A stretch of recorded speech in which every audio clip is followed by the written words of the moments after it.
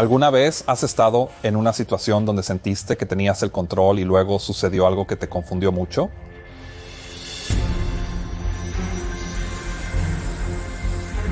Los pilotos pasan mucho tiempo preparándose y planificando para diferentes escenarios, pero ¿qué sucede cuando algo completamente inesperado ocurre en el momento más inoportuno y cambia todo? ¿Puede entonces la preparación convertirse en el enemigo? Manténganse al tanto.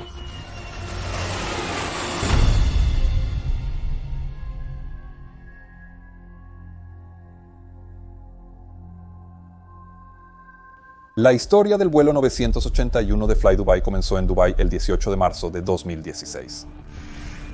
Cerca de las 20:45, una tripulación de vuelo de 7 personas se reunió en la sala de tripulación de FlyDubai en el aeropuerto de Dubái para prepararse para su turno nocturno. Tenían programado operar 2 vuelos partiendo de Dubái en los Emiratos Árabes Unidos hacia Rostov del Don en la Federación Rusa y luego regresar a Dubái. La salida estaba programada para las 21:45 hora de Dubái y aterrizaría aproximadamente 4 horas y 35 minutos después, por lo que la tripulación no volvería a casa hasta pasadas las 6 de la mañana. En este video, todas las horas mencionadas se referirán a la hora de Dubái, lugar donde estaba basada la tripulación. Ahora, incluso bajo circunstancias normales, un vuelo como este a través de la ventana de bajo circadiano sería bastante desafiante. Pero cuando los pilotos comenzaron a revisar su material de información, también se dieron cuenta de que el clima en Rostov del Don estaba lejos de ser ideal. Se esperaba que un frente frío se desplazara sobre el área durante la noche como parte de una enorme baja presión y traía consigo vientos fuertes y racheados del oeste, así como lluvias y posibles tormentas eléctricas. FlyDubai había proporcionado informes especiales a sus tripulaciones cuando debían volar a la Federación Rusa. Lo hicieron porque a veces tendrían que volar en metros en lugar de pies y también porque algunos aeropuertos rusos todavía daban sus ajustes de presión en Quantum Field Effect, es decir, en referencia a la altitud del aeropuerto en lugar del quasi-non-hydrostatic, que usa el nivel del mar como referencia. Rostov del Don era considerado un aeropuerto complicado debido a las frecuentes cizalladuras de viento que aparecían con vientos fuertes pronosticados y una pendiente de planeo en el sistema de aterrizaje instrumental más superficial de lo normal de 2.4 grados. Por eso se designó como un aeropuerto solo para capitanes, y eso era tanto para el aterrizaje como para el despegue, y los pilotos estaban discutiendo eso como parte de su preparación. Ambos pilotos habían volado mucho durante los 28 días anteriores, pero ambos habían descansado más que suficiente antes del vuelo y se sentían bastante aptos para la tarea. Nunca habían volado juntos antes, pero esto no es tan inusual en las grandes aerolíneas cuando hay miles de pilotos trabajando juntos. El capitán tenía 38 años y tenía una experiencia total de vuelo de poco menos de 6.000 horas. Había volado la mayor parte de este tiempo, 4.682 horas, en el Boeing 737 que ahora estaban a punto de operar, pero solo tenía poco más de 1.000 horas de experiencia de comando en él. Anteriormente había volado para Helios Airways, XL Airways y Malaysian Airlines antes de unirse a FlyDubai en septiembre de 2012. El primer oficial tenía 37 años y tenía una experiencia similar a la del capitán con un tiempo total de poco menos de 5.800 horas, pero solo 1.100 horas en el 737-800. Su experiencia previa provino de volar Cessna 421, Avions de Transport Regional 272 y un poco de Airbus A320. De todos modos, los pilotos se llevaban bien y discutían el clima complicado en el destino, pero ambos estaban de acuerdo en que estaba por encima de la mínima planificación, tanto para el destino como para las dos alternativas, Trabzon y Volgogrado. Además de eso, la compañía había decidido que la diferencia en el precio del combustible entre Dubái y Rostov del Don era tan alta que justificaba que la tripulación cargara tanto combustible como fuera posible en Dubái. Esta práctica, conocida como transporte de combustible, vale la pena cuando la diferencia de precio es lo suficientemente alta, a pesar de que aumentaría el peso y, por lo tanto, el consumo de combustible en la primera etapa. Con este transporte de combustible, tendrían a bordo mucho más combustible del que realmente necesitaban para el vuelo, dándoles mucho tiempo y opciones en caso de que el clima en Rostov del Don empeorara. Y curiosamente, este combustible extra que en casi todas las circunstancias normales es algo genial de tener, en realidad forma el primer eslabón en la cadena que conducirá a lo que está a punto de suceder. Ahora, una cosa que los pilotos no tenían en su paquete de información era un informe meteorológico significativo para la hora de su llegada, pero en realidad se emitió uno.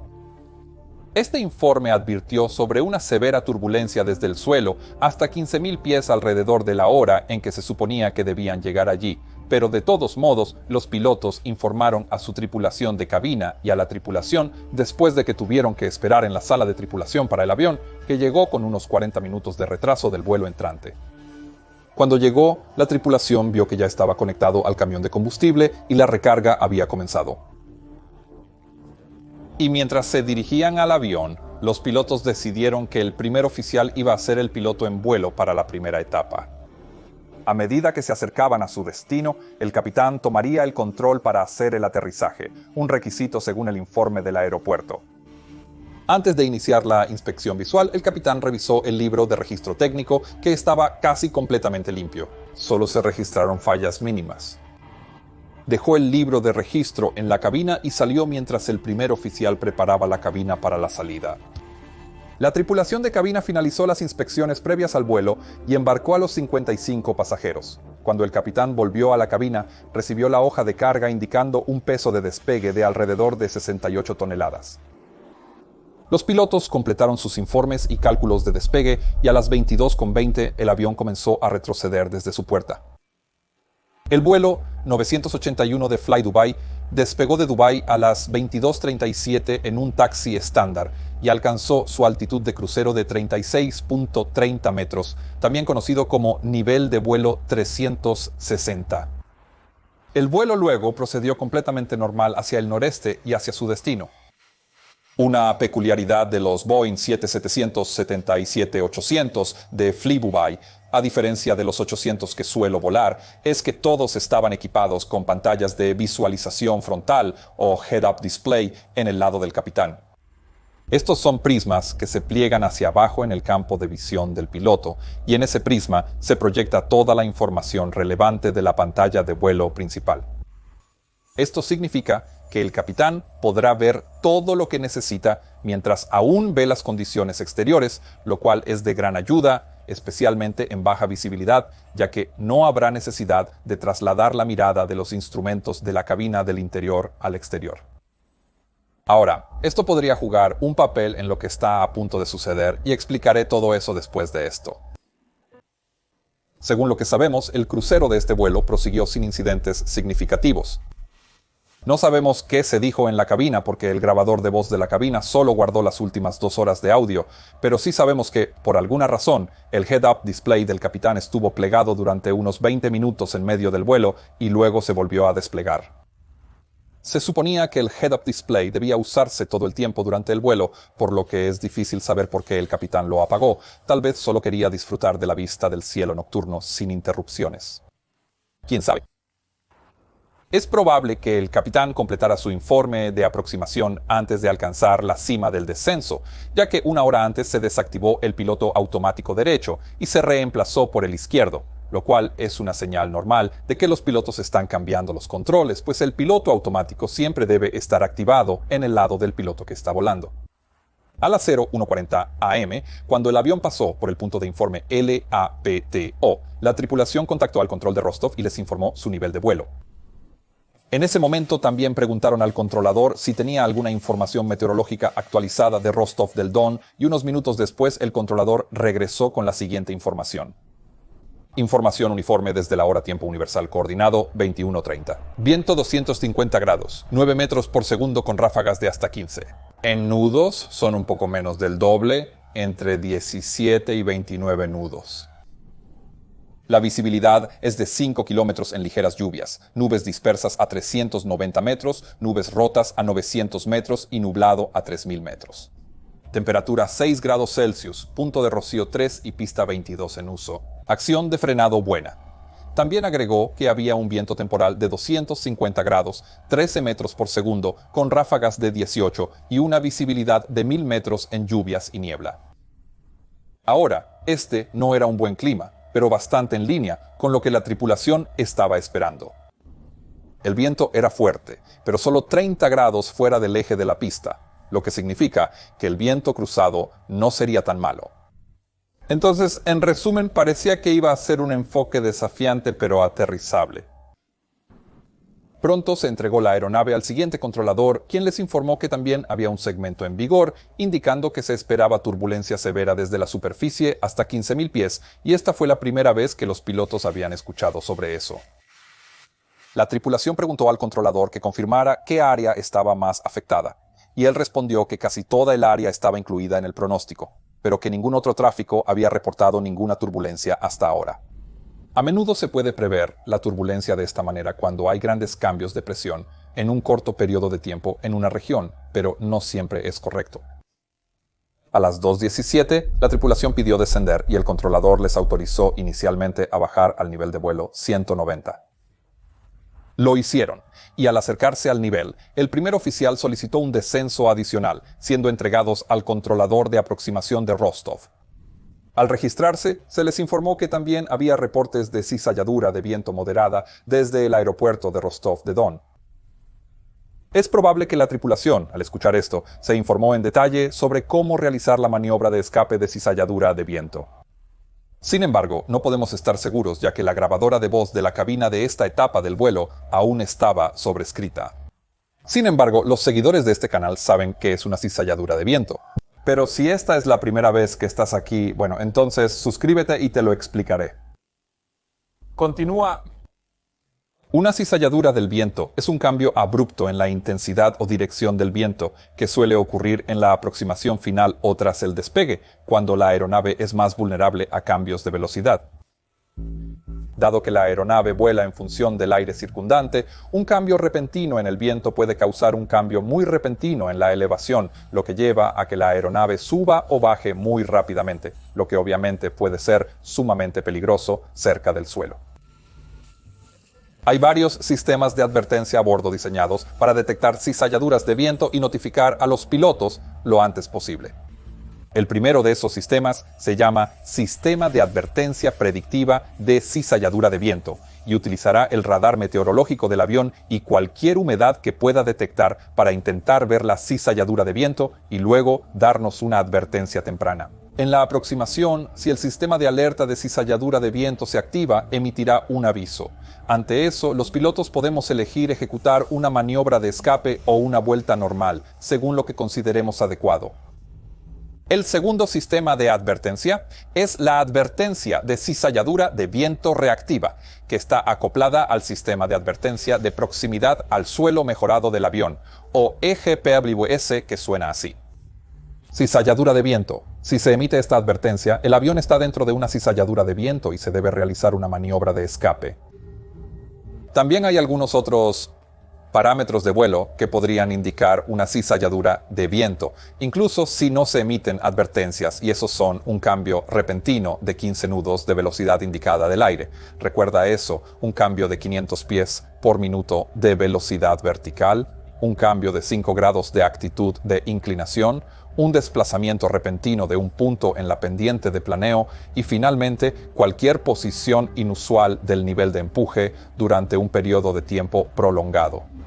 Estas advertencias e indicaciones se volverán crucialmente importantes para esta historia, pero también es súper importante entender qué deben hacer los pilotos en caso de que se encuentren en una cizalladura de viento.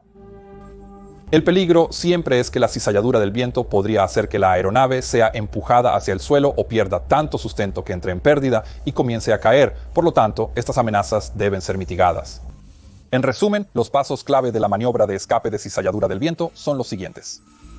El piloto que está volando debe desactivar inmediatamente el piloto automático, presionar cualquier interruptor de despegue, aplicar agresivamente la máxima potencia y desconectar el acelerador automático. Después, nivelar las alas y aumentar la inclinación a 15 grados al mismo tiempo.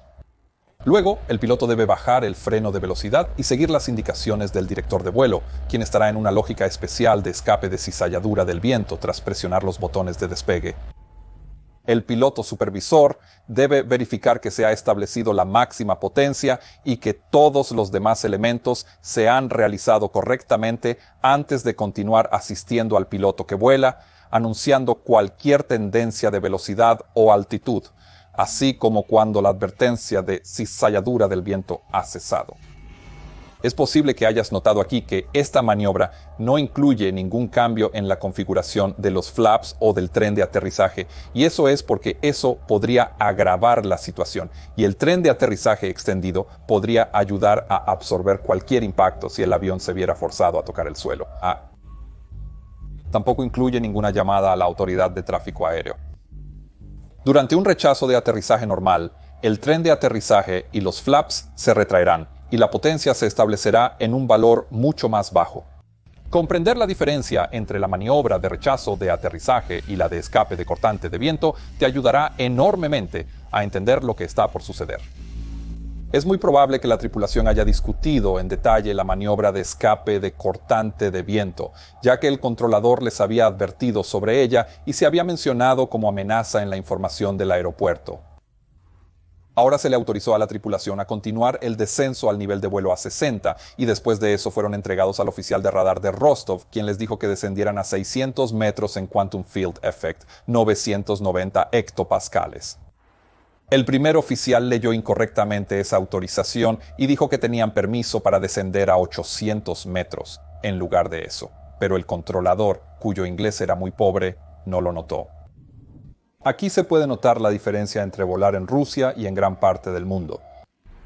Si esta configuración de presión conocida como efecto de campo cuántico que la tripulación acaba de recibir se seleccionara en los altímetros del avión, comenzarían a mostrar la altura sobre el aeropuerto.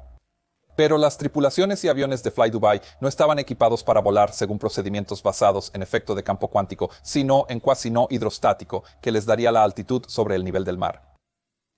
Además, el avión solo puede seleccionar pies en el panel de control del modo, por lo que la tripulación fue entrenada para usar tablas de conversión para convertir metros a pies, con el fin de seguir las autorizaciones que se les dieron en Rusia. En este caso, la tripulación pidió el valor cuasi no hidrostático, que se dio como 1000 hectopascales debido a la altitud del aeropuerto de 280 pies sobre el mar, pero la tripulación olvidó establecer esta configuración y seleccionó por error el efecto de campo cuántico de 990 hectopascales. Este error significó que durante todo el resto del descenso y el acercamiento, el avión estaba volando realmente unos 280 pies más alto de lo previsto. Esto y la lectura incorrecta no tendrán ningún impacto en el resultado de este vuelo, pero claramente muestra lo fácil que pueden cometerse errores cuando hay una mezcla de diferentes unidades y procedimientos involucrados. No obstante, el avión siguió descendiendo y finalmente fue autorizado para la aproximación del sistema de aterrizaje instrumental a la pista 22 y contactar con la torre de Rostov.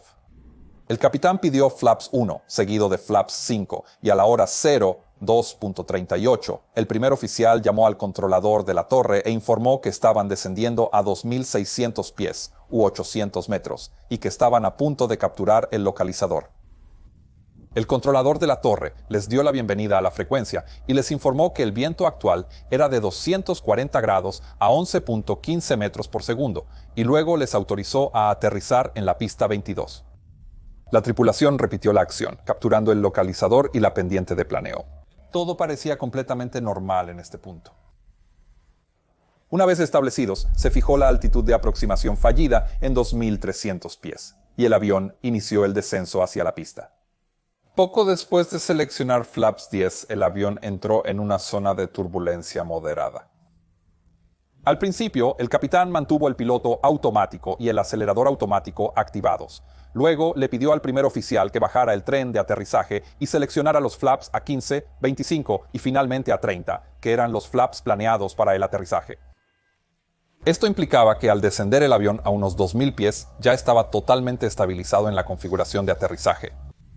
La velocidad de referencia de aproximación de flaps 30 era de 140 nudos y además de eso también tendrían que agregar una corrección de mínimo 5 y máximo 20 nudos para tener en cuenta el viento en contra.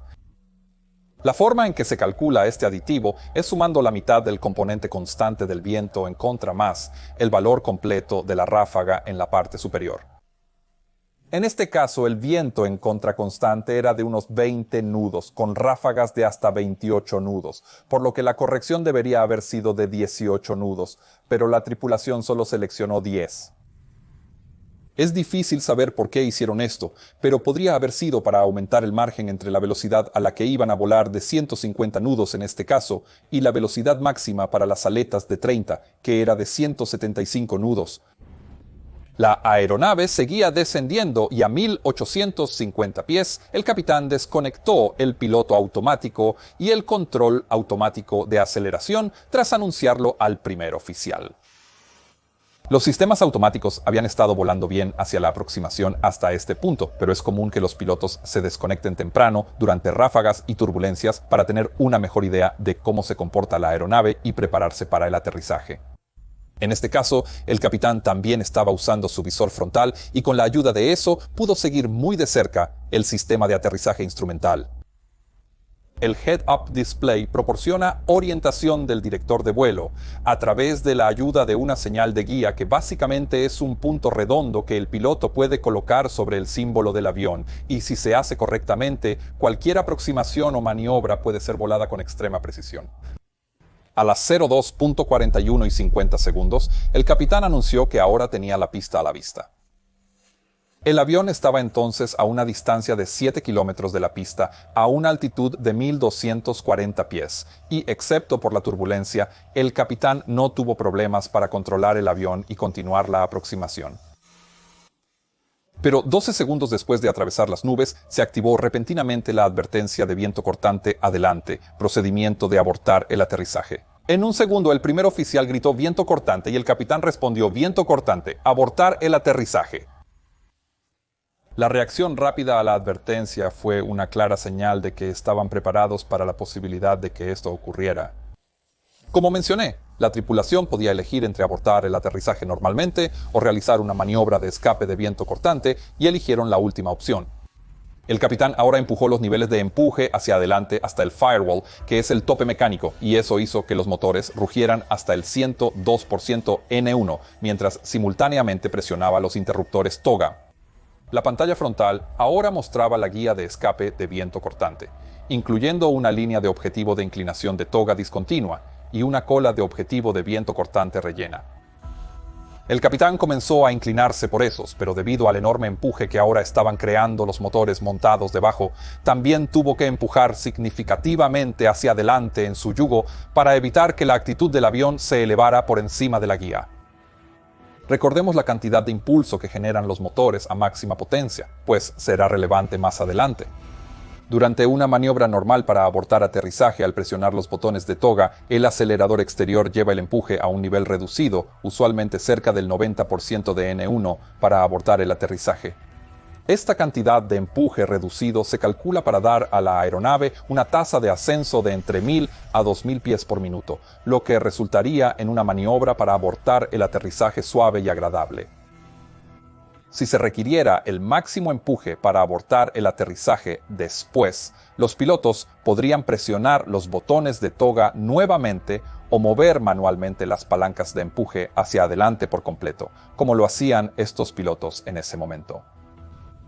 Eso naturalmente llevaría a una maniobra para abortar aterrizaje mucho más empinada, ya que se cree mucho más impulso de inclinación por los motores.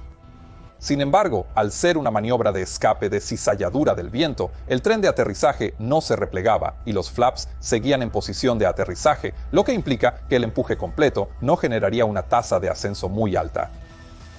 Entonces, en este escenario, donde el capitán inició la maniobra de escape solo a unos 1300 pies por debajo de la altitud para abortar aterrizaje, el avión habría estado ascendiendo con una velocidad vertical a la que estaba bastante acostumbrado a ver, pero los movimientos de la palanca de empuje necesarios para controlar el avión habrían sido mucho mayores que en circunstancias normales, y eso vendría con la necesidad de ajustar. Ya que no habría cambios de configuración durante la maniobra de escape, el primer oficial se enfocó en verificar que todo se había hecho bien, y después llamó a la torre de Rostov para informar sobre la aproximación fallida. Lo hizo casi inmediatamente después de que comenzó la maniobra, y al mismo tiempo que la lógica de vuelo directo del avión pasó de una maniobra para abortar aterrizaje al modo de adquisición de altitud para dar orientación para que el avión comenzara a nivelarse. Esta llamada a la autoridad de tráfico aéreo no fue una gran idea, ya que nosotros, los pilotos, siempre debemos seguir el principio guía de pilotar, navegar y luego comunicar, y en ese momento todavía quedaba mucho por pilotar. Cuando el capitán se inclinó hacia abajo para nivelarse según la pantalla frontal, no redujo la potencia con suficiente rapidez, probablemente debido al gran movimiento requerido, lo que provocó un aumento rápido de la velocidad. El primer oficial gritó, «Verifica la velocidad», y el capitán respondió, «Velocidad verificada», notando que aún estaba inclinándose demasiado hacia arriba. Esto le hizo presionar sus interruptores de ajuste del estabilizador hacia adelante para intentar reducir el ángulo de inclinación. Mantuvo los interruptores hacia adelante durante unos 4 segundos, lo cual es bastante, especialmente porque la reducción de empuje pronto requeriría un ajuste de inclinación hacia arriba. Ahora, aquí probablemente valga la pena hablar un poco sobre la forma en que se supone que se debe usar el ajuste en este tipo de aeronaves. El ajuste eléctrico se puede activar de varias formas diferentes, pero en vuelo manual se hace presionando los 2 interruptores de ajuste en el yugo de control del piloto en la dirección que se necesite. Esto moverá las ruedas de ajuste en la cabina, cambiando el ángulo del estabilizador horizontal en la parte trasera de la aeronave, reduciendo la necesidad de deflexión del elevador y la presión que el piloto debe aplicar hacia adelante o hacia atrás. La idea es que primero uses el yugo para establecer la actitud que necesitas y luego ajustes la aeronave para que el yugo pueda volver a una posición neutral. Esto significa que nunca debes volar con el ajuste, ya que siempre hay un ligero retraso en el efecto de este. Además, si por ejemplo mantienes el yugo empujado hacia adelante, el uso del ajuste no reducirá la cantidad de fuerza necesaria para mantener el yugo en esa posición. Solo aumentará el efecto de la entrada de inclinación. Y en esto es diferente a la forma en que funciona el ajuste en algunas aeronaves más pequeñas, donde la posición del yugo es la que realmente se está reiniciando. El ajuste eléctrico también se mueve más rápido cuando se extienden los flaps y todos estos hechos pronto se volverán súper importantes. De todos modos, el uso del ajuste ayudó al capitán a reducir el ángulo de inclinación en unos 4 grados, lo que resultó en una aceleración aún más rápida. El avión volaba con el tren de aterrizaje y flaps extendidos, por lo que la aceleración significaba que la velocidad máxima de 175 nudos se acercaba rápidamente. A las 02 con 42 y 34 segundos, el avión atravesó ligeramente la altitud de vuelta al inicio y la velocidad también aumentó momentáneamente a 182 nudos, lo que el primer oficial señaló. Esto activó la función de alivio de carga de flaps, que automáticamente redujo los flaps de 30 a 25 grados para salvar los flaps del exceso de velocidad, pero es probable que la tripulación ni siquiera lo notara. En cambio, el capitán descendió ligeramente a 2.300 pies e inició una discusión bastante larga con el primer oficial sobre si realmente habían violado la restricción de velocidad del flap o no. El tren de aterrizaje y los flaps seguían extendidos, y la alerta de cizalladura del viento aún se mostraba, aunque las condiciones habían mejorado considerablemente. Los 2 pilotos acordaron que probablemente habían superado la velocidad máxima, y el capitán dijo que pediría que mantenimiento lo revisara al aterrizar. Todo esto muestra una buena actitud profesional por parte del capitán, y aunque probablemente hubiera sido una buena idea esperar con esa discusión hasta después de que el avión estuviera limpio y la maniobra de vuelta estuviera completa, puedo entender de alguna manera lo que les preocupaba aquí. La tripulación contactó nuevamente al controlador de aproximación y pidió ascender más debido a la turbulencia intensa que aún experimentaban. Tras varios intentos, el controlador finalmente entendió lo que querían, probablemente debido a su pobre inglés, pero al final se les autorizó a subir a 5.000 pies. El capitán activó el piloto automático y el autotrotter comenzó a acelerar y luego pidió que se retraigan el tren de aterrizaje y los flaps. Aunque todo esto podría haber parecido bastante desordenado, en realidad no se manejó tan mal. La aproximación se había volado bien, reaccionaron correctamente a la advertencia, y aunque desplegaron ligeramente los flaps y sobrepasaron un poco la altitud de vuelta al circuito, una maniobra de escape de cizalladura del viento es difícil de volar, y rara vez se vuela fuera del simulador. Así que hasta este punto el vuelo se había manejado relativamente bien, pero es probable que el capitán estuviera muy frustrado por el hecho de que se vio obligado a realizar esta maniobra y que no pudo aterrizar. Eso se mostró más tarde, habló cuando con uno de los miembros de la tripulación de cabina, donde mencionó varias veces que se vio obligado a dar la vuelta debido a los procedimientos y que si no fuera por esa advertencia predictiva, probablemente habría podido aterrizar sin problemas. Esta mentalidad del capitán, lo seguro que estaba de que habría podido aterrizar, es importante tenerla en cuenta. El controlador indicó a la tripulación seguir hacia la ayuda de navegación Bravo Alpha, siendo el número 2 en el enfoque después de una aeronave de Aeroflot que estaba por iniciar su aproximación. También preguntó a la tripulación la razón de la aproximación interrumpida y respondieron cizalladura del viento. También le dijeron al controlador que necesitaban mantener su rumbo actual debido al clima y pidieron un ascenso adicional para evitar la formación moderada de hielo en la que ahora se encuentran. Esto fue aprobado y continuaron su ascenso al nivel de vuelo 80. Después de evitar el clima adverso, la aeronave se dirigió a Bravo Alpha según lo autorizado. Los pilotos discutieron si intentar otra aproximación de inmediato o esperar para que la cizalladura del viento mejorara. El capitán indicó que quería escuchar cómo le iría al avión de Aeroflot que iba delante de ellos antes de tomar una decisión al respecto, y eso es algo muy sensato de hacer. Tenían suficiente combustible, así que no tenían prisa en este punto. Los controladores regresaron e informaron que el avión de Aeroflot también había dado la vuelta por la cizalladura del viento, lo que reafirmó la opinión de la tripulación en esperar un poco. Tenían alrededor de 9 toneladas de combustible a bordo, lo cual era suficiente para esperar más de 2 horas antes de que se les requiriera desviarse. El capitán procedió a dar un anuncio a los pasajeros donde explicó la razón de su vuelta y el hecho de que probablemente ahora tendrían que esperar un rato para esperar un mejor clima. Después de eso, los pilotos intentaron pedir una zona de espera al norte del aeropuerto debido al mal tiempo en su posición actual, y también comenzaron a moverse en esa dirección mientras constantemente discutían los vectores con el controlador, quien tenía dificultades para entender lo que querían hacer. La situación fue tan mala que otro controlador tuvo que intervenir para brindar asistencia. Mientras tanto, el avión de Aeroflot intentaba un segundo acercamiento. 10 minutos después de dejar la frecuencia de aproximación, informaron que tuvieron que dar otra vuelta debido a la cizalladura del viento. Esto fue solo una confirmación adicional de que el mal tiempo todavía estaba muy presente sobre el aeropuerto, por lo que el vuelo 981 simplemente continuó esperando, finalmente ascendiendo hasta el nivel de vuelo 150 y estableciéndose en un patrón de espera sobre el beacon no direccional al suroeste del aeródromo. El vuelo de Aeroflot aún no se había rendido, sin embargo, y a las 03:16 dieron la vuelta por tercera vez, y después de eso, finalmente decidieron desviarse a su alternativa. Con las cosas viéndose mal, los pilotos del vuelo de Dubái 981 comenzaron a recopilar información meteorológica para su alternativa, Volgogrado, en caso de necesitarla.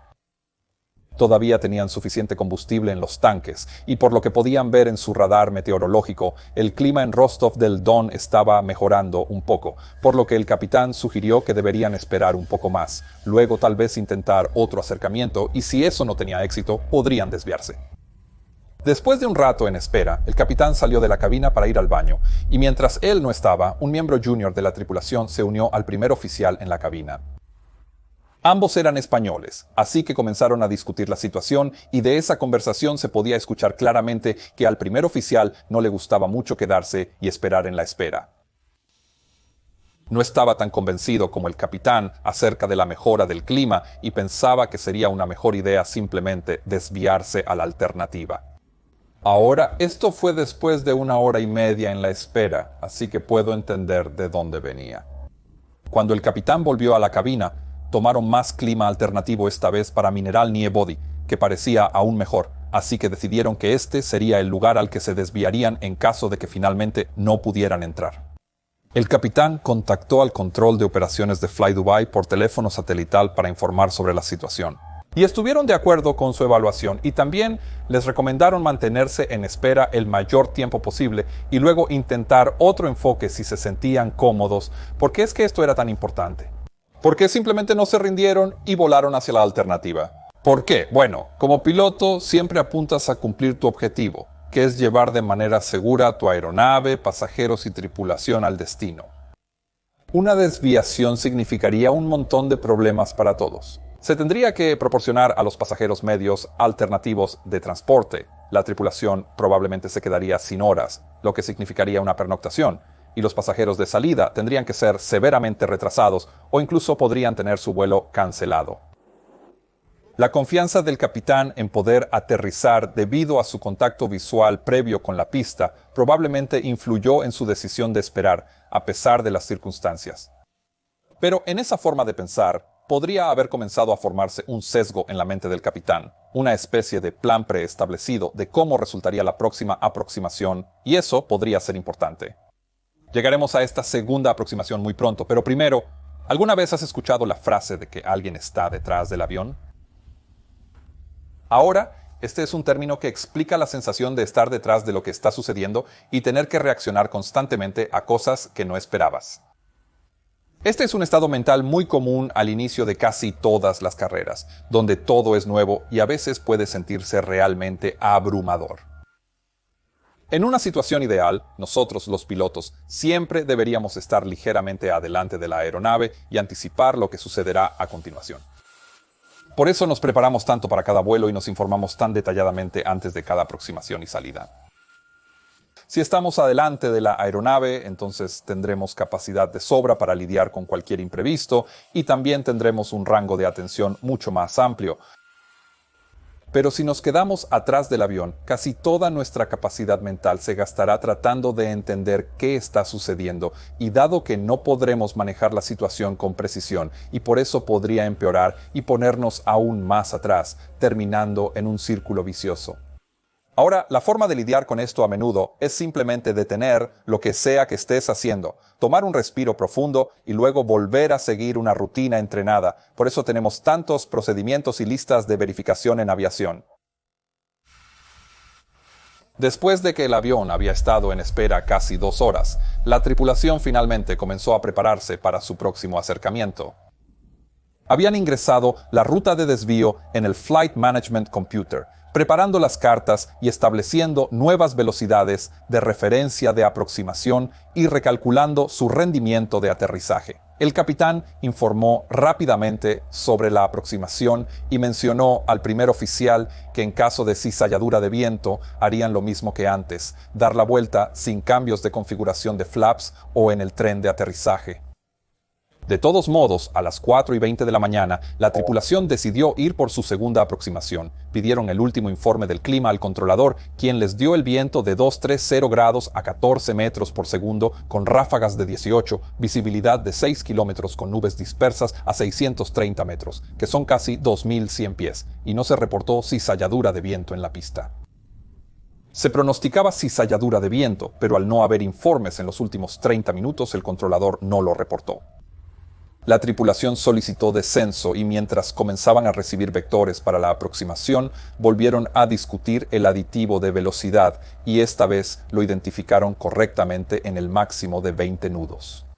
Su velocidad de referencia era de 133 nudos, ya que su peso se redujo a 54 toneladas después de quemar combustible en espera, lo que significa que volarían a una velocidad final de 153 nudos.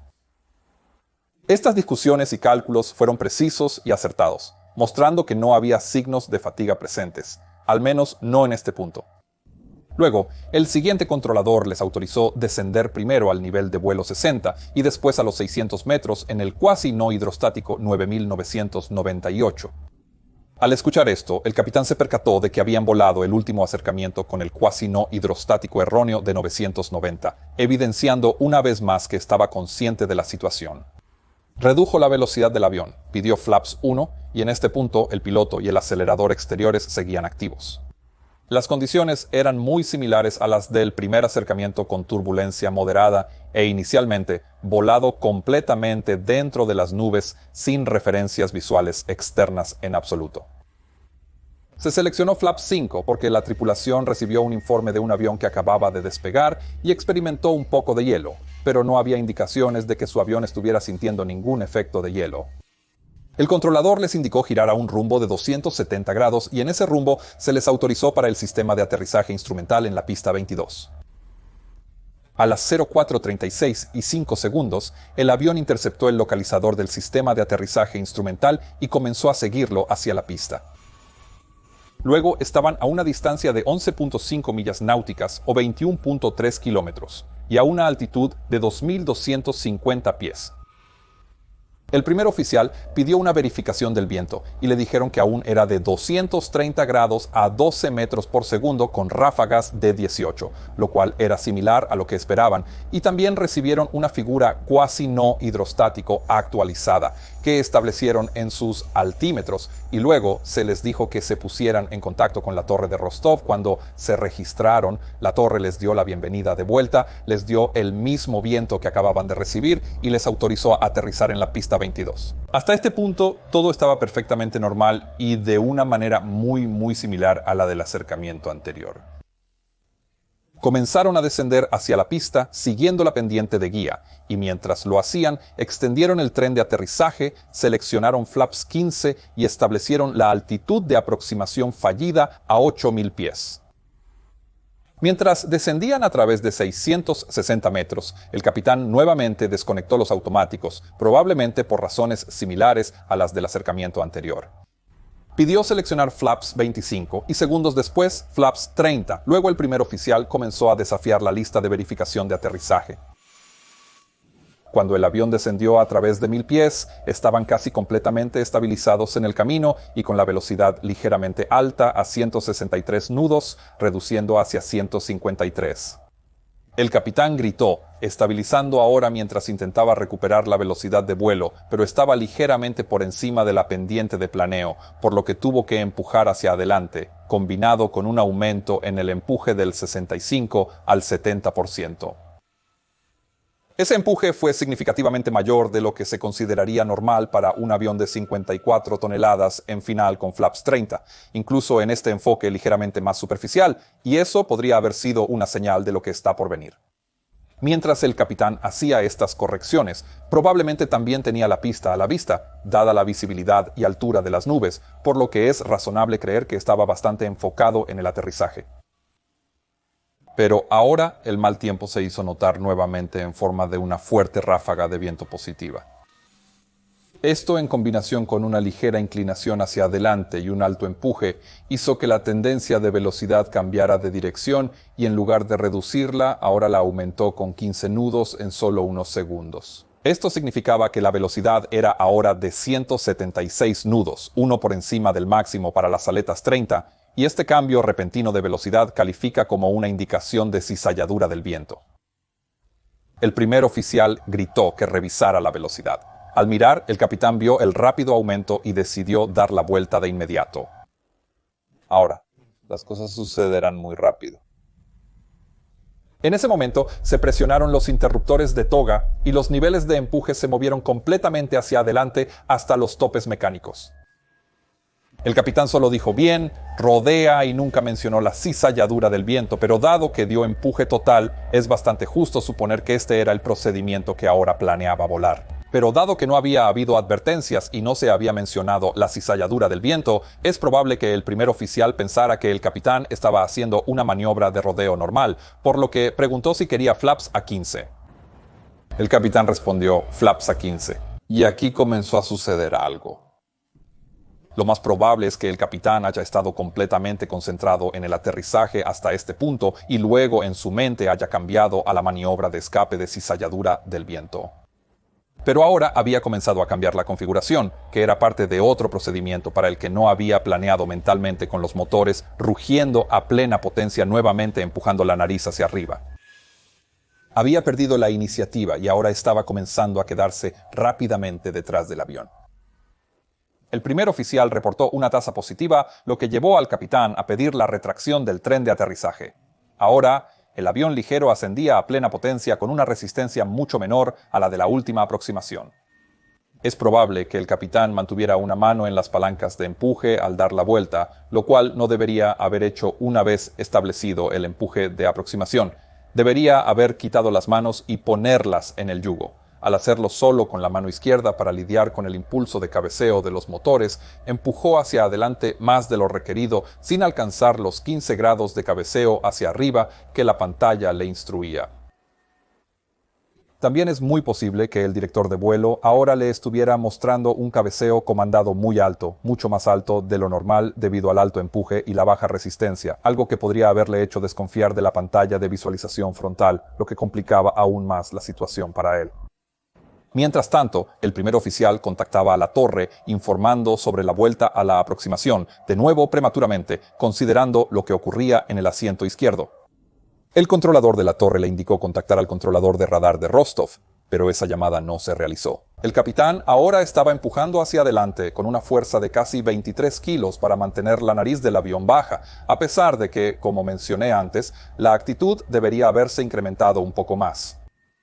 Ahora, intentar volar un avión que está tan desequilibrado es bastante complicado y aumenta significativamente la carga de trabajo. Y eso es para un piloto que probablemente estaba realmente confundido acerca de qué perfil estaba siguiendo realmente y si es que podía confiar en sus instrumentos.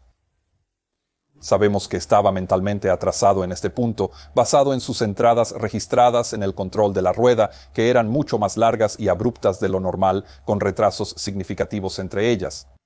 Durante la maniobra de vuelta, el tono cambió varias veces, pero nunca siguió los comandos de la pantalla frontal. El tono promedio en la parte inicial se mantuvo alrededor de 10 grados, insuficiente para lo necesario. Esto significaba que el avión ahora aceleraba rápidamente.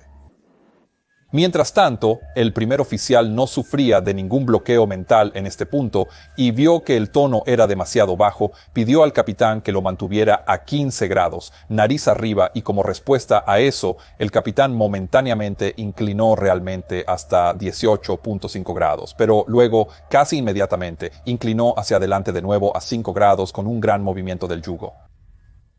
Inclinar el avión a 18 grados y luego bajarlo inmediatamente a 5 grados tendrá consecuencias muy reales. Es decir, casi crearás una ingravidez. Esta repentina reducción a 0.43 G fue seguida por una ligera reducción momentánea de empuje. Y así es como sabemos que el capitán aún tenía su mano en las palancas de empuje, porque este no fue un movimiento voluntario, sino probablemente una reacción a ser levantado en su asiento. El primer oficial seguía instruyendo al capitán sobre cómo mantener la inclinación, pero ninguno monitoreaba la velocidad, que superaba los 200 nudos y continuaba creciendo. Esto llevó a un retroceso de la solapa de 15 a 10 grados, de una manera muy similar a lo que había sucedido en la anterior maniobra para abortar el aterrizaje, pero esta vez la situación no estaba mejorando. A las 04:41:30, eso es 40 segundos en esta maniobra para abortar el aterrizaje, el avión comenzó a entrar en su estado realmente crítico final. Algunos de ustedes podrían haber notado que aún no he mencionado la ilusión somatográfica, y hay una razón para eso. La ilusión somatográfica ocurre cuando los órganos de equilibrio en los oídos internos no distinguen entre una aceleración y un aumento de tono. Sin señales visuales, el oído interno asume que lo que sentimos se relaciona con el tono, sumando cualquier aceleración y aumento de tono, llevando a una sensación de movimiento mucho mayor. Muchas personas inicialmente asumieron que la razón por la que el capitán se inclinaba hacia adelante, tanto desde el principio, era porque estaba sintiendo el inicio de la ilusión somatográfica. Pero los investigadores de este informe final no están de acuerdo con eso. Debido a que probablemente pudo ver durante los primeros segundos de la maniobra de vuelta, es poco probable que haya sentido el inicio de esta ilusión desde el principio. Pero a medida que la aeronave entraba en las nubes y se perdían todas las señales visuales externas, es muy posible que la ilusión somatográfica se activara y contribuyera al ya desorientado estado del capitán. La aeronave volaba a 106.7 metros con una inclinación de 10 grados hacia arriba, a máxima potencia y una velocidad de 210 nudos. Es posible que el capitán comenzara a sentirse cansado en su brazo izquierdo por todo el empuje y por lo tanto decidió comenzar a ajustar hacia adelante y lo hizo durante los siguientes 12 segundos, y eso sin devolver el yugo a su posición neutral. Con los flaps aún extendidos, el ajuste se movió a máxima velocidad. Junto con este constante empuje hacia adelante, el ángulo de inclinación ahora se movía hacia adelante a casi 6 grados por segundo, inclinando violentamente el avión hacia el suelo. Esto provocó que todos a bordo experimentaran inicialmente ingravidez y luego Gs negativas, lo que habría empujado a todos contra sus cinturones de seguridad y causado que cualquier cosa que no estuviera debidamente asegurada fuera empujada hacia el techo. Esto incluía a los pilotos que probablemente ahora enfrentaban una situación sin precedentes desde su entrenamiento. Ahora es posible que el capitán también haya sido elevado a un ángulo donde le habría sido difícil ver correctamente las indicaciones a través de la pantalla de visualización frontal, pero también tenía disponible frente a él la pantalla de vuelo primaria normal.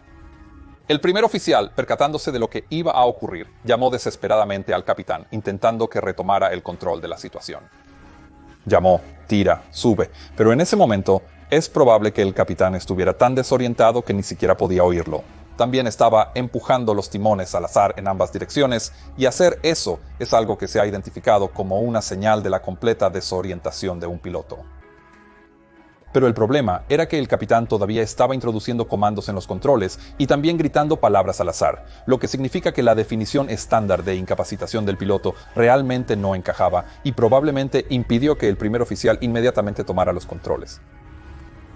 En segundos, el ángulo de inclinación del avión bajó a menos de 40 grados a una velocidad de casi 280 nudos. El primer oficial gritó: «¡Ten cuidado! ¡No, no hagas eso! ¡Tira de ello!». Durante un breve lapso pareció funcionar, ya que el ángulo de inclinación aumentó cerca de 11 grados. Las pruebas posteriores mostraron que si la recuperación hubiera continuado desde ese punto, con los motores reducidos al ralentí y el avión continuando con su inclinación ascendente, el accidente podría haberse evitado. Pero en cambio, la inclinación hacia abajo se reanudó de nuevo, y aunque el primer oficial comenzó a tirar de sus propios controles, el capitán continuó empujando hacia adelante, lo que significaba que no era suficiente. El sistema de advertencia de proximidad al suelo anunció: «¡Terreno! ¡Terreno! ¡Sube!», pero ya era tarde. Este sistema había sido certificado con una velocidad vertical máxima de 7.000 pies por minuto, pero el avión descendía a una aterradora velocidad de 18.000 pies por minuto, incluso con la potencia máxima. El capitán, espacialmente completamente desorientado, dio casi todo el alerón izquierdo, haciendo que el avión comenzara a girar rápidamente. Finalmente se estrelló contra el suelo con un banco izquierdo de 60 grados, un ángulo de inclinación negativo de 50 grados y una velocidad de más de 340 nudos. Esto ocurrió a las 4:41 con 49 segundos, tan solo 59 segundos después de iniciar la maniobra de vuelta.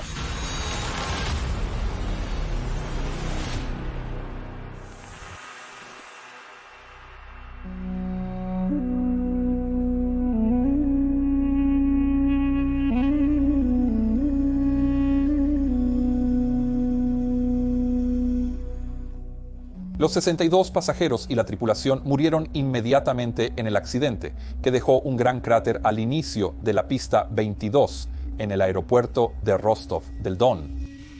La investigación determinó que el accidente fue causado por el pilotaje incorrecto y la configuración del avión debido a la desorientación espacial del capitán como parte de una maniobra de vuelta inducida por el clima. Esta confusión espacial probablemente fue causada por una combinación de la tripulación operando en medio de la ventana de bajo circadiano y un modelo mental incorrecto del capitán, donde estaba preparado para un aterrizaje o una maniobra de escape de cizalladura del viento, no una maniobra de vuelta normal. Cuando la maniobra de escape se convirtió en una vuelta sin esta iniciativa, quedó detrás del avión y simplemente no pudo recuperarse. Esto se agravó por el manejo incorrecto del sistema de compensación del avión y los procedimientos poco claros de la compañía al anunciar una maniobra de vuelta o de escape de cizalladura del viento. Alguna ilusión fotográfica podría haber jugado un papel en la gravedad de la desorientación del capitán, y la falta de entrenamiento en incapacitación sutil podría haber dificultado que el primer oficial identificara que el capitán estaba completamente perdido. Se emitieron 26 recomendaciones detalladas diferentes a partir de este accidente, varias de ellas relacionadas con la formación de la tripulación en cuanto a la recuperación de trastornos, especialmente en situaciones con fuerzas G reales, así como la mejora de la comprensión general de los pilotos del sistema de compensación del avión. Esto se ha incorporado tanto en la formación inicial como en la recurrente para la prevención y recuperación de trastornos para todos los pilotos. El nivel de inglés de los controladores rusos también fue objeto de de escrutinio, así como la disposición y el uso de las pantallas de visualización frontal. Si quieres leer todas las recomendaciones, he creado un documento con todas ellas en mi sitio web y podrás encontrar el enlace en la descripción a continuación. Ahora espero que mi equipo y yo hayamos ganado una suscripción de tu parte, y si es así, recuerda seleccionar también la campana para que recibas una notificación cada vez que publique un nuevo video. Ahora, puedes apoyar nuestro trabajo uniéndote a mi increíble equipo de Patreon. También puedes comprar una camiseta o simplemente comentar en este video y tal vez enviando un súper agradecimiento. Que tengas un día fantástico. Nos vemos pronto. Adiós.